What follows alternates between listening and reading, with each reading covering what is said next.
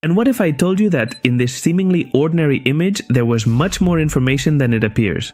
We're talking about a sequence of just 40 photographs, each only 15 seconds long, captured with the OM System OM-3 Astro. And when I did the initial stacking, honestly, I thought there was practically nothing here and that I had wasted my time and the video. But the interesting part doesn't always show up in the capture. Sometimes the information is hidden, and we can make it appear during processing. Today I'm going to show you how I managed to extract all this signal from these images, with a workflow that includes 2 programs that are absolutely essential for me in my night photography processing. I'm Miguel Azorín, and I welcome you once again to Natural Portraits.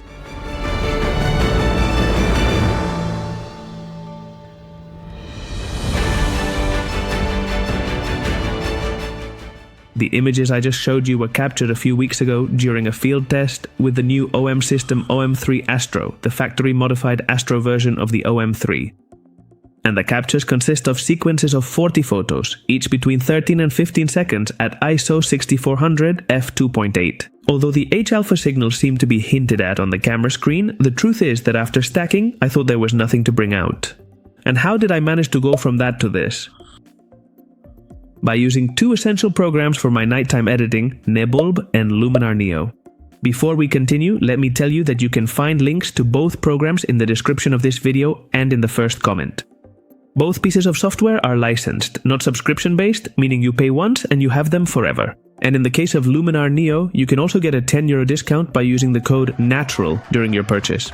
And what if, in addition, you want to fully immerse yourself in the world of night photography and astrophotography, and learn how to capture the night? Just as I do, you also have at your disposal the night photography and introductory astrophotography courses from Academia Natural Portraits. 2 complete courses where you will learn how to photograph night landscapes, abandoned vehicles, the stars, and the Milky Way. And in addition, you'll learn how to use mounts, star tracker, to begin taking your first steps into the world of deep sky astrophotography. That said, let's move on to Nebulb, where this workflow begins. So here we are in Nebulb, and this is what I found after stacking those 40 photos of 15 seconds each at f2.8, ISO 6400, each one of them. You can get an idea. Absolute disappointment. I was using a stock Astro modified camera, and here, in this photo, there wasn't a hint of nebulosity anywhere. I honestly started to think that the night photography session had been completely useless. However, when I look at the individual images, it seems to me that I can see a hint of nebulosity, at least from Barnard's Loop, which is around here, as well as other objects like the Orion Nebula or even the Flame Nebula and faintly the Horsehead Nebula. So what was really happening here? Well, let's see the power that Nebulb has to enhance these nebulosities that were truly present in the photograph, as I just showed you regarding the stacking process in this program. I show you this in other videos available on the channel, and I'll leave the tags here so you can take a look at them. Here we already have our stacked photograph with a background that we stacked using a mask and the foreground with this meadow and this tree. So let's go over here to the panel on the right and start working on the image to see if we can enhance those nebulosities. First of all, what I do with all my images of this type is refine this mask, which, as you can see, creates a halo, in this case around the tree. We do this from here, from the sky and ground blending section.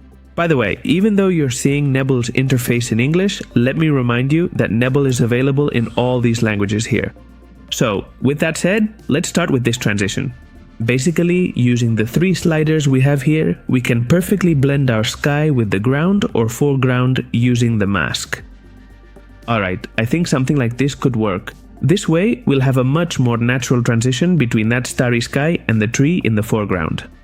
With this first adjustment done, let's start playing with the different sliders to see if we can enhance those nebulous areas. Nebulb allows us to work on different layers, the entire image in general, the foreground, and the stars. In this case, I'm going to start working with the entire image in general. I'll raise the exposure a bit and notice how, by increasing the exposure just a little, more nebulous areas start to appear here that were previously hidden in the background of the sky. But let's keep working on it. Down here, we have another slider, one of those that lets us do wonders with images like this. And that's the light pollution removal tool.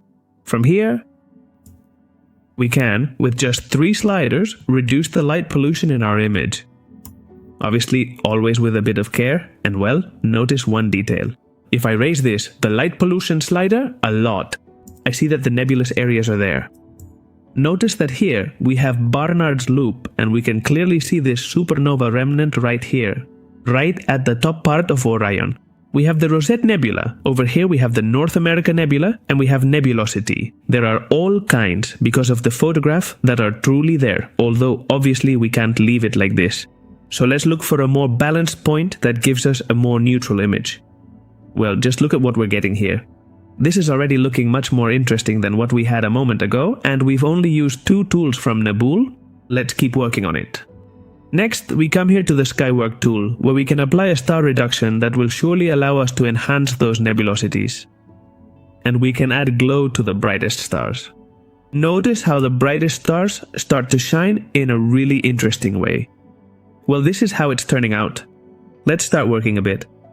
The contrast, the color of the image. In this case, we're going to focus on the sky, so I'm going to choose the sky layer. And we're going to start working on the whole sky, which is really where we want to bring out all those nebulosities. First, let's increase the saturation and intensity, and now look, now we're starting to get what we were looking for, that reddish tone that astro-modified cameras give us.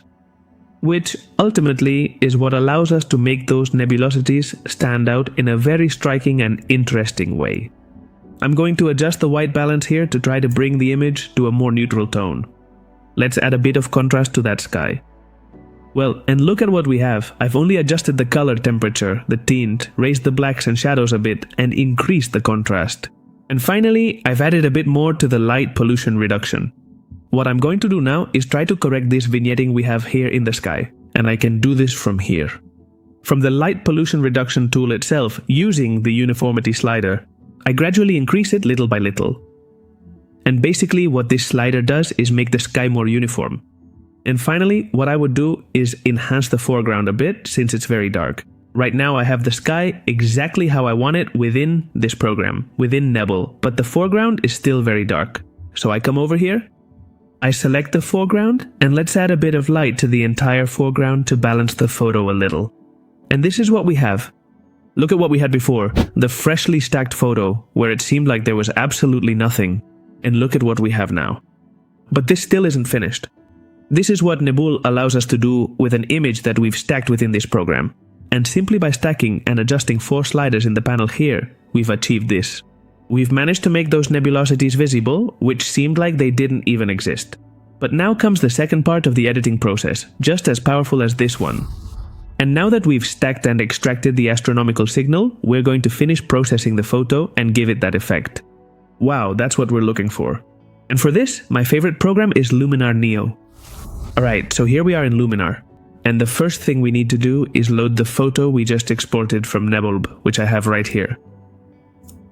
And if you've seen how powerful Nebulb is when it comes to stacking and processing our night photos, as you can see, you're going to be amazed by what we can achieve inside Luminar. By the way, if you're interested in getting your Luminar license and want to learn everything you need to fully master this software, on this channel and on Academia Natural Portraits, you have a complete free course dedicated 100% to Luminar Neo. So, whether through YouTube or Academia Natural Portraits, sign up for this course because you're going to learn everything you need to achieve incredible edits with Luminar Neo. That said, let's go to the editing tab and start working on this photo. One of the tools I like most in Luminar Neo, both for these images and for any others, is the Enhance tool, the accent. Look at what it allows us to do. It lets us really enhance the foreground and balance the difference in light, in this case between the sky and the foreground. However, here I'm going to use it subtly, and above all, I'm going to focus on the Sky Enhance tool. Look at what we can do with this. Just by applying it, see how much the photo has changed. But that's not all. Let's move on to another tool I really like in Luminar Neo for these images, the Super Contrast tool. This Super Contrast tool allows me to selectively contrast the highlights, midtones, and shadows. In this case, let's focus on the highlights, which is what we have in the sky. See how from here I can very precisely contrast exactly that sky. I'll also contrast the midtones, since there are a lot of them in the sky, and from the balance controller, look at what I can do. For now, this is what I have. I've managed to bring out a lot of detail in the stars. Maybe I'm not interested in getting that much, so I'll adjust the highlight balance. I'm going to lower it a bit so those stars don't shine so much, and I'll focus more on the mid-tone balance, which is where I really have all those nebulous areas. And finally, let's adjust the contrast of the shadows and look at what we have now. Good. More tools that we can use to enhance this type of image. The mystical tool. I love how it works for this kind of photography. Look at the atmosphere this tool gives us in images like this. It creates a super bucolic atmosphere, a really beautiful, dreamlike vibe. And also, in the case of photos like this, with these nebulous areas, it also lets us enhance them. Notice how it reduces the highlights for us. It tones down the brightness of the stars, enhances the background of the sky, where we have the nebulous areas, and adds some shadow. In the foreground, it makes the entire area look super bucolic and really interesting. Let's move on to another tool, the brightness tool. We have to use this one with a bit of care because it can do some slightly strange things, but if we're subtle, we can also achieve some interesting highlights. I like how the glow effect works, although it leaves the foreground perhaps a bit too dark. I don't like Orton effects for this type of image because they make the sky look very washed out. However, the soft focus and brightness effects, especially the brightness one, are the ones I like the most. It's especially the brightness effect that I like the most. Although I would apply it with a mask only to the sky. I'm going to go to mask and I'm going to apply a gradient mask, so that it only applies to that part of the sky. Notice how I can make that sky look even more contrasted than it did before. There are more things we can do to this image. For example, adjust the colors. From the development panel, we have the option to, on one hand, control the smart contrast. Take a look. By applying smart contrast to this image, we can lower the highlights, raise the shadows, and now what I'm going to do is adjust the colors.